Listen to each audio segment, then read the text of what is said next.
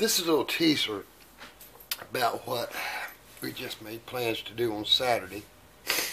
And I'm going to show you how to take and remove the blade off the Kodo. We'll have to do that. This is a bad motor, and it'll be replaced Saturday. But here's how you're holding the blade very gently.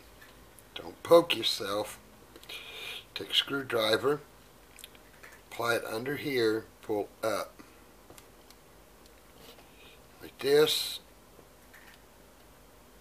Up. And there you go. That is how you remove the blade from the Kodo. This is a, sorry about my voice and all, I'm getting over some crud, and so is the camera guy. But that's how you remove the blade. This motor went bad on me, and I got to get it changed. So that is a teaser video for the video we've just got through working with. Although you hear me voice only. I hope you liked the video. That's how you remove it, and basically you apply it the same way. You take this and you will do this way, and not that. Watch out, hands.